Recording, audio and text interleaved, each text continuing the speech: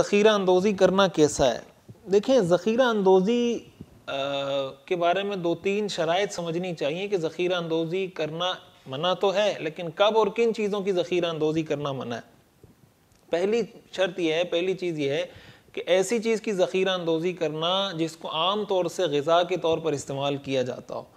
دوسری چیز اس کے اندر ایسے حالات میں، ایسے وقت میں، ایسی سچویشن میں اس کو سٹور کر کے روک کر رکھ لینا، ذخیرہ اندوزی کر لینا کہ اس سٹور کرنے کی وجہ سے، اس ذخیرہ اندوزی کرنے کی وجہ سے شہر کے لوگوں کو نقصان ہو رہا ہے۔ کہ وہ مثال کے طور پر گندم میں آٹا ہے، وہ پہلے ان کو جس ریٹ پہ مل رہا تھا ابھی 20-30 روپے مہنگا مل رہا ہے اس ذخیرہ اندوزی کی وجہ سے، کہ اگر یہ اس کو ریلیز کر دیں تو ریٹ خود بخود نارمل ہو جائیں گے۔